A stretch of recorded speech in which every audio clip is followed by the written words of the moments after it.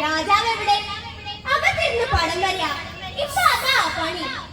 മാലിനി നദിയും മൺപേടയും മരമുരയും ഭഗ്നാശ്രമമൊക്കെ വരച്ചത് തള്ളിക്ക. ഇടയ്ക്കിടയ്ക്ക് ചില സ്ത്രീകളുടെ പടം വരയ്ക്കുന്നുണ്ട് എന്നാണ് ജനസംസാരം. പടങ്ങൾ ഒന്നിനു പുറകെ ഒന്നായി വരച്ച് തള്ളിക്ക. ഇതൊക്കെയായിട്ടും പണം ഒരു തിരിച്ചു കിട്ടിയ സന്തോഷം മഹാരാജാവിനില്ല. മാത്രമോ രാജ്യത്ത് ഒരു കാര്യം ഉറപ്പ്, മോതിരം മതിച്ചിരിക്കുന്ന രാജാവിന്റെ മനസ്സിലെ എന്ത് കാര്യം നമ്മുടെ മുന്നിൽ തമ്മിലാണ് ജനങ്ങൾ ഒന്നായിട്ട് വിളിക്കുന്നത്. ആ അന്വേഷണമാണ് നമ്മളെ കലാസ്നേഹികളെ, സുഹൃത്തുക്കളെ. കഥ വിശ്വമഹാകവി കാളിദാസന്റെ ശാകുന്തളം. മഹാഭാരത കഥയിലെ ശാകുന്തളത്തിന് ഒരു പുനരാഖ്യാനം. അഭിജ്ഞാന ശാകുന്തളം. കണ്ടു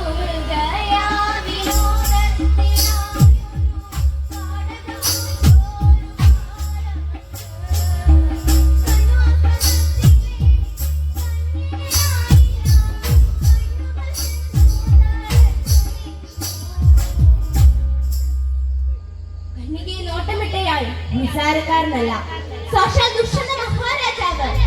മൃഗയാഗനത്തിനിടയിൽ ഒരു മാന്യനെ പിന്തുടർന്നു വന്ന വരവാണ് തിരിച്ചറിഞ്ഞതോ ആശ്രമ വളപ്പിൽ. സബോധനായ കണ്ണോമർഷയുടെ ആശ്രമ വളപ്പിൽ. അവിടെ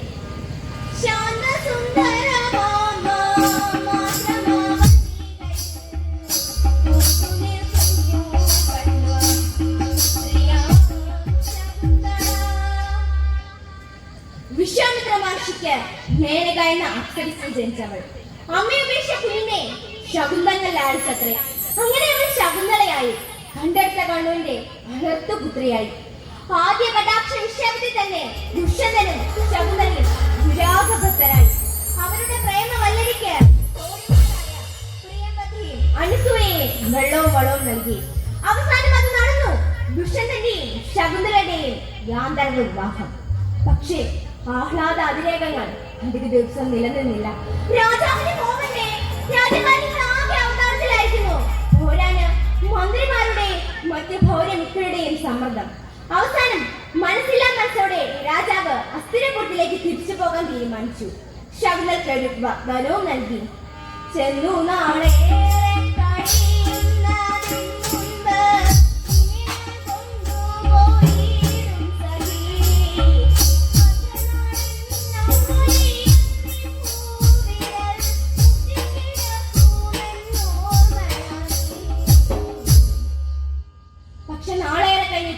മഹാരാജാവിനെ കുറിച്ചോ ഒരു വിവരവുമില്ല, അന്വേഷണവുമില്ല. ചെന്നാലോട് ഞാൻ വായിക്കാനല്ലേ പറഞ്ഞത്. ശകുന്തളയ്ക്കാണെങ്കിൽ നവലോകം വന്നത് കാണുവാൻ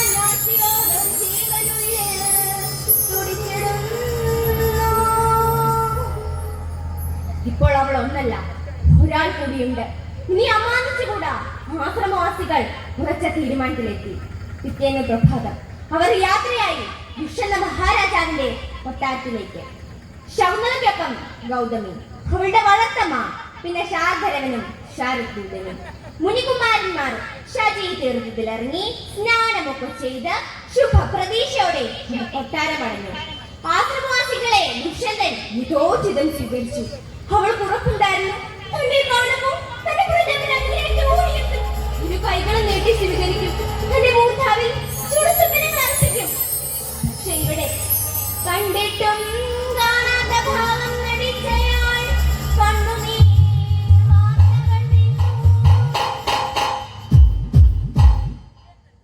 അരികിലേക്ക് വിളിക്കുന്നില്ല, ഒരു വാക്കൊരിയാടുന്നില്ല, അതായി പോലും ഭാവിക്കുന്നില്ല. അവളുടെ മനസ്സ് പിടഞ്ഞു, മെയ് തളർന്നു. ഇത് കണ്ടിട്ടാവണം ശാരദൂതൻ വന്ന കാര്യം നേരെ ചുതി അങ്ങ് പറഞ്ഞു. ഗാന്ധർവ വിധിയാലങ്ങ് പരിണയം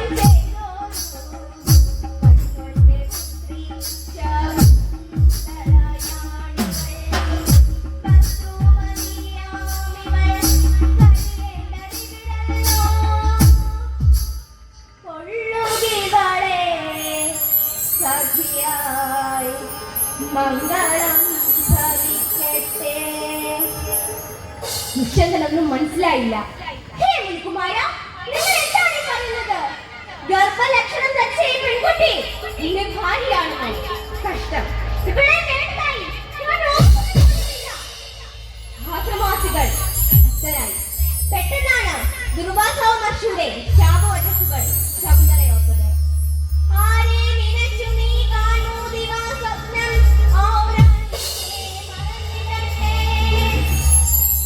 പക്ഷെ ശാപമോക്ഷം മഹർഷി തന്നെ നൽകിയിരുന്നല്ലോ. അടയാളമൊന്നത് കാണിക്കുകയും മനുഷ്യനിവൃത്തിക്കായി ഒറ്റ മാർഗമേ ഉള്ളൂ. രാജാവിനെ മുദ്രാമോതിരം കാണിക്കുക. അതിനെ ശകുന്തള മോതിരവിൽ തപ്പി.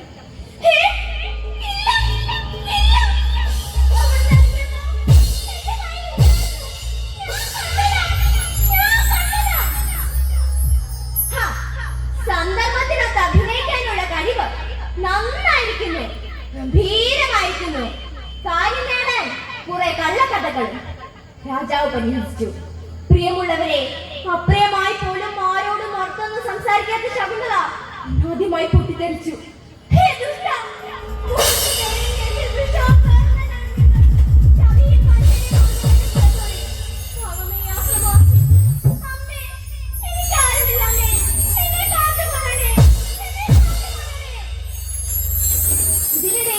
കൂടെ വന്നാണ് തന്റെ ഭർത്തവ്യം നിലവിളിച്ചു മടങ്ങി. അവരും അവളെ കൂടെ കിട്ടാൻ തയ്യാറായില്ല. അവസാനം കൊട്ടാര പുരോഹിതൻ അവളെ സംരക്ഷിക്കാമെന്ന് വെച്ചു. പെട്ടെന്നാണ് ഒരു മിന്നലാട്ടമായി വന്നു ചേർന്ന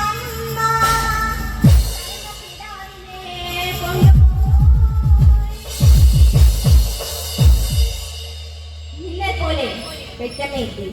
മേനകയെത്തി അവളെ കൂട്ടിക്കൊണ്ടുപോയി. എല്ലാം നാടകം പോലെ അവസാനിച്ചു. ഒന്നും മനസ്സിലാകാതെ ദുഷ്യന്ത മഹാരാജാവും കൊട്ടാരവാസികളും അവശേഷിച്ചു. പിന്നീട് ഒരിക്കൽ യാദൃശികമായി രാജാവിന് മുദ്രാമോതിരം ദർശിക്കേണ്ടി വന്നു. പഴയ കഥകൾ അദ്ദേഹം ഒന്നൊന്നായി ഓർത്തു തുടങ്ങി. കുറ്റബോധത്തിന്റെയും പശ്ചാത്താപത്തിന്റെയും മുഖച്ചുരുൾ അദ്ദേഹത്തെ ആവരണം ചെയ്തു.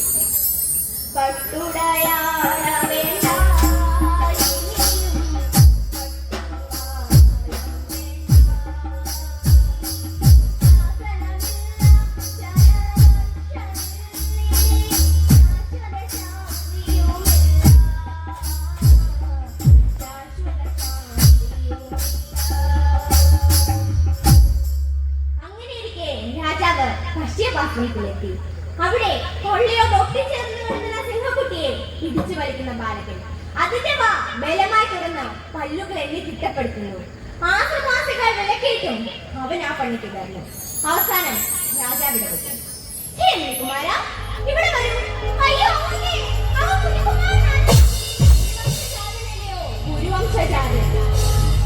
ഹേ കുമാര, നിങ്ങൾ എന്താണ് പറഞ്ഞത്? നാം അറിയാതെ നമ്മുടെ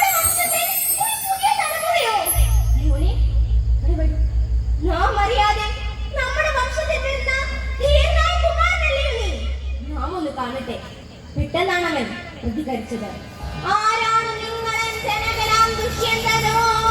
സ്നേഹമായി പോടേ മകനെന്ന് വിളിച്ചിടാം. അപ്രതീക്ഷിതമായ ആ ചോദ്യം. പെട്ടെന്നാണ് ആശ്രമ കവാടം കടന്ന് ഒരാൾ അകത്തെത്തിയത്. മുഷിഞ്ഞ ചേല ചുറ്റി പാറി പറഞ്ഞ കുട്ടിയുമായി ശകുന്തള.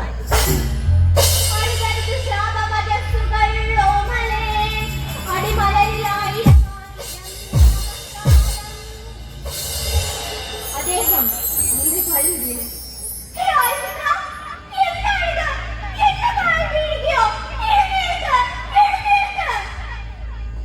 നടന്നതെല്ലാം തന്റെ മുജ്ജന്മപാപത്തിന്റെ ഫലമാണെന്ന് പറഞ്ഞ അവൾ അദ്ദേഹത്തെ സമാധാനിപ്പിച്ചു. മകനെ അരികിലേക്ക് വിളിച്ചു. മോനെ, ഇതാണ് നിന്റെ അച്ഛൻ. ഇതാണ് നമ്മുടെ മകൻ സർവ്വധമനൻ. പ്രിയമുള്ളവരെ, രഥമുരങ്ങി അസ്ത്രപുരത്തിലേക്കുള്ള മഹാരാജാവിന്റെ മടക്കയാത്ര. അദ്ദേഹം ഒറ്റയ്ക്കല്ല, കൂടെ ശകുന്തളയും സർവ്വധമനനും മകൻ സർവ്വധമനനും. ദുഷ്യന്തപുത്രനാ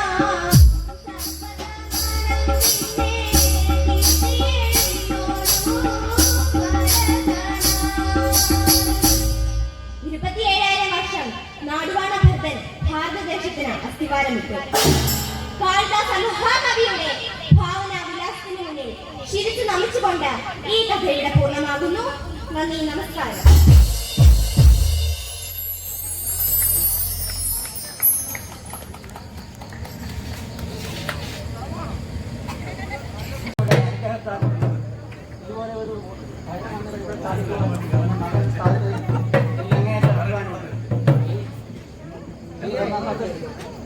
വിദേശത്തുള്ള എൻ്റെ മകന് വേണ്ടി ഞാൻ ഈ ആദരവ് ബഹുമാനപ്പെട്ട അവിടെ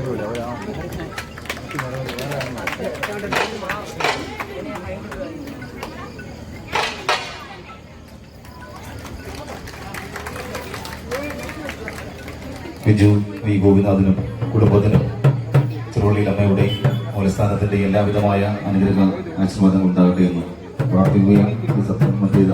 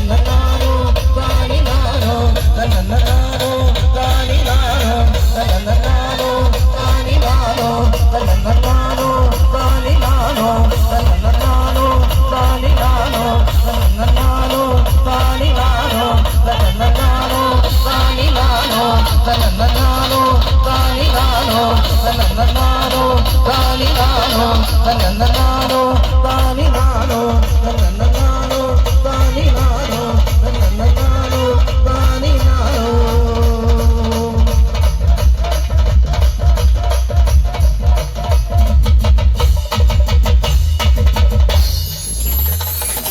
അടുത്ത ഗാനത്തിന്റെ വേദി ശബ്ദം പകരുന്നു.